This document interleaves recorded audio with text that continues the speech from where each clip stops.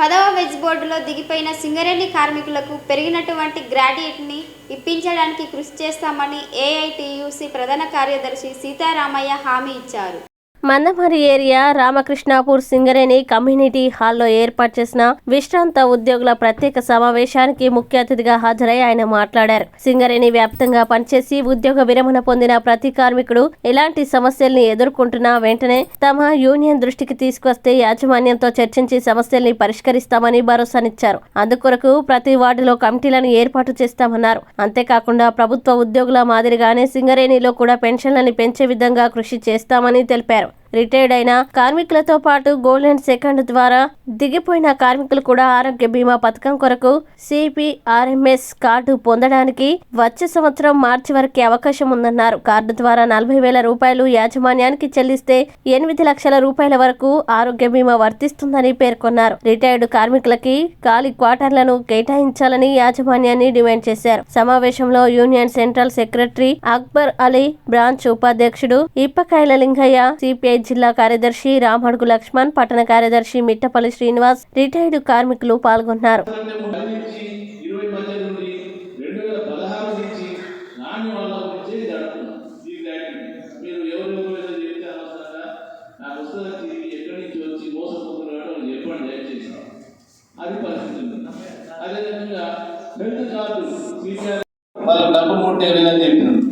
అంటే మీరు సమస్యలు చెప్తే నాకు తెలుస్తాయి, తెలుసు కాబట్టి చెప్తాను. కొన్ని ఉన్నాయి అట్లా ఈ వీడియో పెన్షన్ ఇంత చిటికిని ఉంది, దాన్ని మార్పించమని చెప్పిన ఇంత ఈజీ అవుతుంది. తర్వాత ఏంటి, భార్యను కూడా అకౌంట్ ఓపెన్ చేయాలని డిమాండ్ చేసి భార్య డిమాండ్ ఎందుకు ఇప్పుడు నాకు పైసలు నేను రిటైర్ అయినా 1,000-2,000 పెన్షన్, భార్య బ్యాంక్ అకౌంట్ ఎందుకు 5,000 పైసలు ఇస్తామంట. ఈ ఒక్క దాంట్లోనే పైసలు వేయడానికి లేవు, అట్లా పైసలు వేయలేదు. ఇప్పుడు 1,000-2,000 పెట్టి తీస్తారు, అది ల్యాప్స్ అయిపోతుంది. పైసలు గంగా నువ్వు బ్యాంకర్స్ చెప్పి అని చెప్పేసి నేను చాలా విషయాలు మాట్లాడిన, మీకు అన్ని చెప్పడానికి కూడా టైం లేదు అనుకోండి, సార్ కూడా చెప్తాడు. కాబట్టి ఇటువంటి ఉన్నాయి. మీరు ఎక్కడ కనపడ్డా ఊళ్ళో తిరుగుతాం కాబట్టి మా దృష్టికి తీసుకొస్తే తప్పకుండా ఇటువంటి సమస్యలు మాట్లాడతాం. పెన్షన్ కానీ, బ్యాంకులలో సర్వైవల్ కోడ్ కానీ, పెన్షన్ రావడం లేదని కానీ, ఇటువంటి చాలా సమస్యలు దృష్టికి వచ్చినప్పుడు కింద కమిషనర్ గారు మాట్లాడినాం. కాబట్టి మీరు కూడా మేము ఎక్కడ కనపడేది సమస్యలు చెప్తే మేము దాన్ని పైకి తీసుకెళ్తాం. చెప్పగలిగే వాళ్ళు ఎవరో ఒకరిద్దరు చెప్తారు, కానీ లోపల బాధపడే వాళ్ళు చాలా మంది ఉంటారు, చెప్పలేరు. కాబట్టి ఆ చెప్పగలిగే వాళ్ళకి చెప్తే మాకు చెప్తే తప్పకుండా ఇటువంటి అడుగుతాం. కాబట్టి ఈ సమస్యలే కాకుండా మన బస్తీలో సమస్యలు కానీ, ఇంకా కంపెనీ ద్వారా ఏది కావాలన్నా కానీ సింగరేణి ఏరియా సింగరేణి చేతిలోనే ఉంది. కాబట్టి సింగరేణి ద్వారా కావాల్సినవన్నీ గతంలో మనం చేసుకున్నాం, ఇప్పుడు కూడా చేసుకుందాం. మన ఇక్కడ గుర్తింపు సంఘం కాబట్టి ఇప్పుడు పాత వాళ్ళందరికీ ఇప్పటివరకు రాకపోవచ్చు, కానీ పాత వాళ్ళందరూ 15,000, 20,000 లోపల దొరికే వాళ్ళకి 20,000 వేసుకున్న నెలకి 12,20,000 2,40,000 అంటే 2,50,000 లోపలనే ఉన్నాగా. కాబట్టి 20,000 వరకు ఉన్న వాళ్ళందరికీ ఎలిజిబిలిటీ ఉన్నది. కాబట్టి వాళ్ళకి ఇవ్వాలి అని అడిగారు. ఇవ్వాలి అని అంటే ఫస్ట్ మనకి రేషన్ కార్డు కూడా కావాలి, తెల్ల రేషన్ కార్డు కావాలి. నువ్వు సింగరేణిలో పనిచేసిన వాడిని చాలామందికి తెల్ల రేషన్ కార్డు ఇవ్వలేదు. ఆ తెల్ల రేషన్ కార్డు కొట్టాలి ఫస్ట్ మనం. దాంతోపాటు ఇప్పుడు ఆ 20,000 లోపల ఉన్న వాళ్ళకి ఏంటంటే ఇంకో నిబంధన కూడా ఉన్నది. 2,50,000 అని రాసి వాడు ఆ ఫారంలో ఏం రాస్తాడంటే ఇంకో పెన్షన్ తీసుకున్నట్టు ఎలిజిబుల్ కావాలని ఉంది. ఇంకోటి ఏమున్నది, సొంత ఇల్లు ఉంటే, కారు ఉంటే, మోటార్ సైకిల్ ఉంటే ఇవన్నీ ఎలిజిబుల్ కావాలని రాసింది. మరి ఇవన్నీ నిబంధనలు పెడితే ఎవరికి వస్తుంది? అందుకని మేమేమన్నామంటే నువ్వు సరే 20,000 కాకపోయినా 10,000 పెట్టినా 15,000 పెడతావు, ఏదో ఒకటి మాట్లాడి అక్కడ వరకు సింగరేణి ఎంప్లాయ్ అయినా సరే బంగ్లాలు ఉంటే ఇవ్వకు, కానీ మామూలు గుడిసెలు మామూలు ఇల్లు ఉంటే ఇవ్వమని అని చెప్పినాం. సర్వే చేపిస్తామన్నారు. బహుశా తొందరలోనే ఈ రేషన్ కార్డు ఇచ్చే లోపలనే మన సింగరేణిలో ఉన్న 6 జిల్లాలలో ఈ సర్వే చేసి మళ్ళీ సింగరేణి కార్మికుడు అయి ఉండి ఆయనకి 10,000-15,000 కంటే లోన్లు ఇస్తే అప్పుడు వైట్ రేషన్ కార్డు వస్తే మనకి ఆటోమేటిక్గా ఆ పెన్షన్ కూడా వస్తుంది.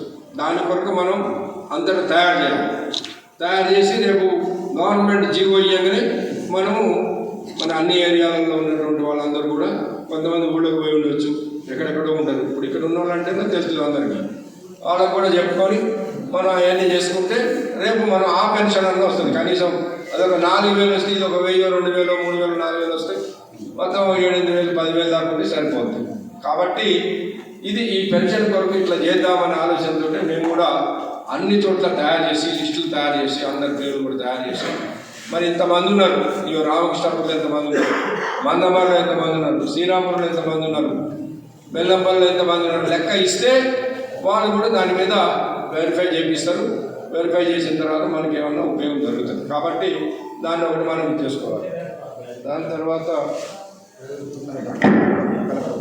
మన వాళ్ళు గుర్తుపెట్టుకోండి, మనకి ఏ వేజ్ బోర్డు పెరిగినా ఏం పెరిగినా జీతాలు పెరిగినా ఏం పెరిగినా మనకు వచ్చిన పెన్షన్ ఉంటుంది. కానీ దాని మీద ఎందుకంటే మేము దాదాపు 6-7 సంవత్సరాలుగా పెన్షన్ పెరగాలి 25%, 1% కూడా పెంచుతలేదు. అదే 25% ఉంటుంది. కాబట్టి ఇప్పుడు రాష్ట్ర ప్రభుత్వం ఏమన్నా దీన్ని రేపు మనకి పరిష్కారం చేస్తే మనకి ఆ పెన్షన్ కూడా వస్తే కొంత సౌకర్యం జరిగే అవకాశం ఉంటుంది. దాని మీద చేసుకోవాలి. దాని తర్వాత గ్రాట్యుటీ ఉన్నది. ఇక్కడ వచ్చిన వాళ్ళు గ్రాట్యుటీ సమస్య ఉన్నది కూడా. ఇందాక అక్బర్ అలీ గారు చెప్పినట్టు 2018 కంటే ముందు ఉన్న వాళ్ళందరికీ 10 లక్షలే ఉండేవి. 2018 3వ నెల తర్వాత దిగిపోయిన వాళ్ళకి 20 లక్షల దాకా ఎంత సీలింగ్ ఉంటే అంత ఇచ్చేది. ఇప్పుడు సీలింగ్ ఉంటుంది దానికి. ఎందుకంటే 10 లక్షలు వచ్చినప్పుడు కూడా 9 లక్షలు 8 లక్షలు వచ్చిన వాళ్ళు ఉండొచ్చు. 3,50,000 దొరికినప్పుడు కూడా 3 లక్షలు 2,75,000 దొరికిన వాళ్ళు ఉండొచ్చు. సీలింగ్ ఉంటుంది. అట్లా 20 లక్షలు అంటే 20 మొత్తం అని కాదు. నీకు జీతం నీ బేసిక్ని బట్టి నీ సర్వీస్ని బట్టి లెక్కలేసి 20 వస్తే 20 ఇస్తారు, 21 వచ్చినా 20 ఇస్తారు, 18 వస్తే 18 ఇస్తారు. అట్లా సీలింగ్ తోటి అది ఉంటుంది పెన్షన్. అయితే మన దగ్గర ఒక సమస్య ఏంటంటే పార్లమెంట్లో ఇది చట్టం చేశారు. ఏది 10 లక్షలని 20 లక్షలు చేయాలని. ఎప్పుడు చేశారు అది? 2018 మార్చి 28వ తారీఖు నాడు అది చట్టం అయింది పార్లమెంట్లో.